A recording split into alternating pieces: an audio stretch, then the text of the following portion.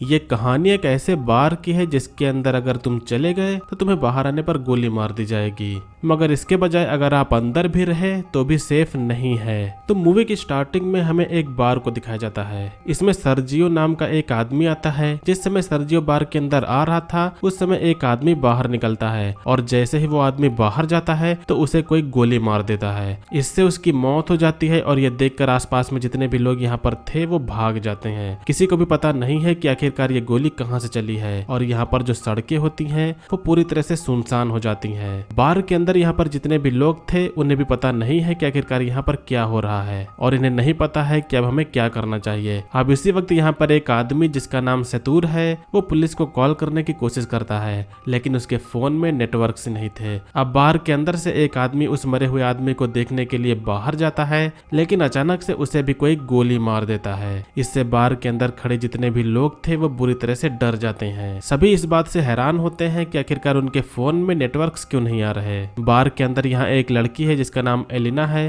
वो कहती है कि हमें टीवी पर न्यूज देखनी चाहिए, शायद हमें इस हादसे के बारे में पता चल जाएगा। अब टीवी पर वो लोग देखते हैं लेकिन इस हादसे के बारे में कोई भी खबर नहीं थी। और अब इसके बाद में जैसे ही इन लोगों की नजर बाहर जाती है तो वो जो बाहर दो लाशें थी वो दोनों गायब हो चुकी थी और साथ ही में जो उनका खून था वो भी साफ कर दिया गया था। इन सभी को कुछ भी समझ में नहीं आ रहा था कि आखिरकार यहाँ पर क्या हो रहा है। इसके बाद में सेतुर कहता है कि मुझे लगता है कि कोई चाहता है कि हम इस बार से बाहर ना निकले। सर्जियो अब कहता है कि हो सकता है कि हम में से कोई एक किलर हो और उसके पास में कोई भयानक सामान हो जिससे पुलिस उसे पकड़कर मारना चाहती हो। ये सुनकर अब एक आदमी जिसका नाम नाचो है वो अपने पैर से अपने बैग को छिपा देता है। सर्जियो अब उसे ऐसा करते हुए देख लेता है और इसके बारे में अब सभी को बताता है। नाचो के बैग को ले लिया जाता है और अब जब उसके बैग को खोला जाता है तो उसमें कपड़े और एक हार्ड डिस्क निकलती है। तभी नाचो कहता है कि इसमें कोई भी ऐसी चीज नहीं है जिससे हम सभी को नुकसान हो। वो कहता है कि मैं एक ऐड कंपनी में काम करता हूँ और इस हार्ड डिस्क में मेरे काम की फाइल्स हैं, लेकिन यहाँ पर जितने भी लोग थे उसकी बात पर विश्वास नहीं करते।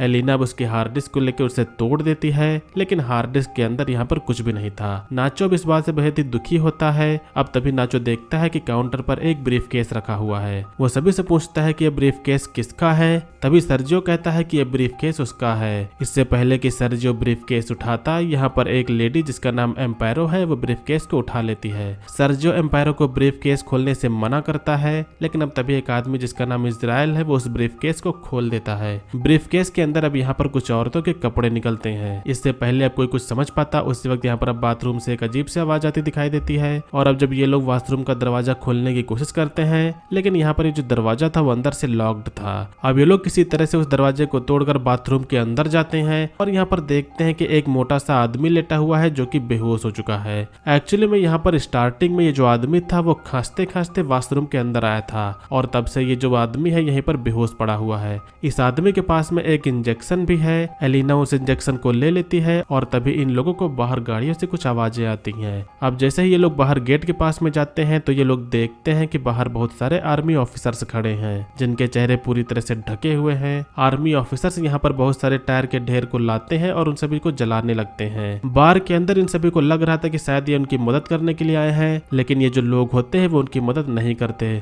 अब कुछ समय के बाद में ये लोग टीवी पर न्यूज देखते हैं कि सिटी के एक बहुत बड़े हिस्से में आग लग गई है, इसीलिए उस जगह को सील कर दिया गया है। अब इधर ये जो बार में फंसे हुए लोग हैं ये समझ नहीं पा रहे हैं कि आखिरकार गवर्नमेंट उनसे झूठ क्यों बोल रही है। अब तभी वो आदमी जो बाथरूम के अंदर बेहोश था वो अचानक सबके सामने आ जाता है। उसका जो पूरा शरीर था वो फूला हुआ था, साथ ही में जो उसकी आंखें थी वो भी डरावनी और बेहद ही अजीब सी थी और देखते ही देखते वो यहाँ पर गिरकर मर जाता है। लेकिन मरने से पहले वो कहता है कि मुझे कोई भी न छुए। ये लोग अब उस मरे हुए आदमी के फोन को उठाते हैं और देखते हैं कि ये आदमी जो है वो एक आर्मी ऑफिसर था। उसके फोन में कुछ और भी फोटोज होती हैं जिनमें लोगों ने किसी वायरस से बचने के लिए पीपीई किट पहनी हुई थी। अब बार के अंदर सभी लोग समझ जाते हैं कि इस पूरे इलाके को क्वारंटाइन कर दिया गया है। इसका मतलब ये है कि ये जो अभी भी आदमी यहाँ पर मरा था ये इन्फेक्टेड था और इन्फेक्शन की वजह से इसकी जान चली गई है और हो सकता है कि यहाँ पर ये जो लोग हैं वो भी इन्फेक्टेड है। अब यहाँ पर नाचो को दिखाया जाता है जो किसी तरह से अपने फोन में सिग्नल लाने की कोशिश करता है और अब जब वो एक टेबल पर चढ़कर अपने फोन को ऊपर करता है तो उसके मोबाइल में नेटवर्क्स आ जाते हैं।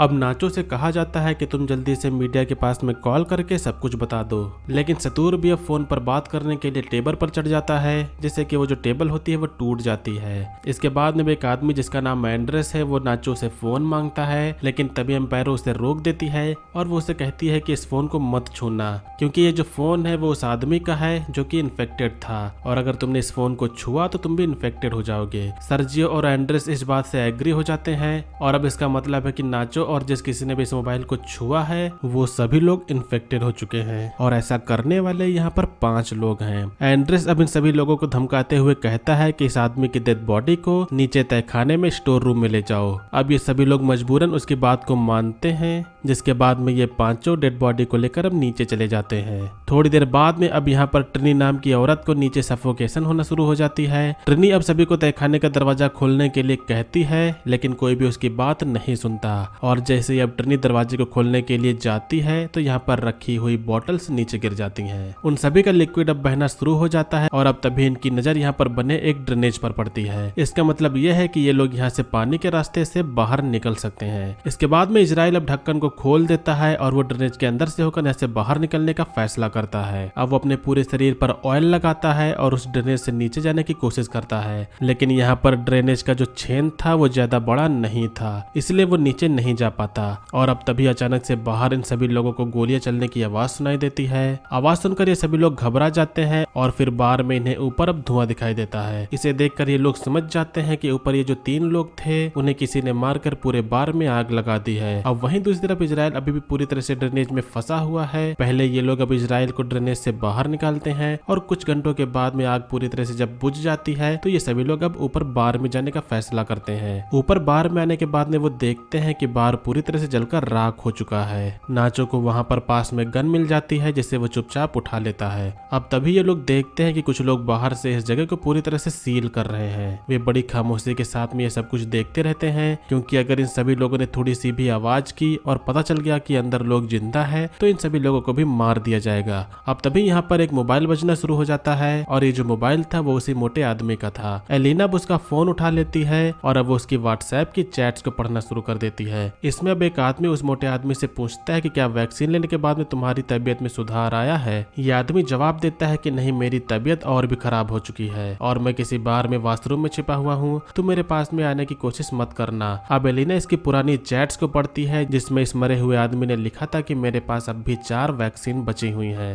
ये लोग समझ जाते हैं कि इसके पास में जो इंजेक्शंस थे वो इस वायरस की वैक्सीन है, और ये पढ़कर ये लोग खुश हो जाते हैं कि ये वैक्सीन इन लोगों को बचा सकती है। लेकिन फिर भी इनके मन में एक डाउट होता है कि अगर इस आदमी ने वैक्सीन ली थी तो उसकी मौत कैसे हो गई। अब अचानक से इसके बाद में फोन बजना शुरू हो जाता है, लेकिन इसके पहले कि वो फोन को उठा पाते, बैटरी लो होने के कारण फोन स्विच ऑफ हो जाता है। अब ये लोग किसी न किसी तरह से फोन को चार्ज करने की कोशिश करते हैं। वहीं अब एलिना कहती है कि इस आदमी की चैट्स में कहा था कि इसके पास में 4 वैक्सीन अभी भी बची हुई हैं, तो क्यों ना हम उन 4 वैक्सीन को ढूंढें और अपनी जान बचा लें। अब इसके बाद में ये सभी लोग नीचे स्टोर रूम में उसकी लाश के पास में जाते हैं, लेकिन इनको यहाँ पर कोई वैक्सीन नहीं मिलती। इसके बाद में ये लोग वॉशरूम में जाते हैं, जहाँ पहले इजराइल वैक्सीन के साथ में बैठा था। इजराइल अब यहाँ पर कहता है कि हम 5 लोग हैं और यहाँ पर वैक्सीन सिर्फ 4 हैं, इसीलिए इजराइल सबसे पहले एक इंजेक्शन को निकाल कर अपने आप को लगा लेता है। अब तभी नाचो उस पर अपनी बंदूक पॉइंट करता है, लेकिन इजराइल फिर भी वैक्सीन को अपने शरीर में इंजेक्ट कर लेता है। अब इसके बाद में यहाँ पर नाचो और इजराइल के बीच में लड़ाई शुरू हो जाती है। इजराइल नाचो को मार रहा था और उसकी गन को वो छीन लेता है। इसी लड़ाई के दौरान अब यहाँ पर ये जो वैक्सीन थी वो इजराइल के हाथ से छूटकर नीचे तहखाने में गिर जाती है। ट्रिनी अब जल्दी से तहखाने में जाकर वैक्सीन को उठा लेती है, लेकिन अब तभी गलती से उसके हाथ से भी वैक्सीन छूट जाती हैं, और अब ये जो वैक्सीन थी नीचे ड्रेनेज में गिर जाती हैं। अब ये सभी लोग बुरी तरह से फंस चुके होते हैं कि आखिरकार वैक्सीन को नाले से कैसे निकाला जाए। इन सभी में एलिना ही सबसे पतली होती है, इसीलिए ये सभी लोग उससे पूछते कि क्या तुम अंदर जाकर उन वैक्सीन को ला सकती हो। पहले तो एलिना मना कर देती है, लेकिन बाद में वो मान जाती है,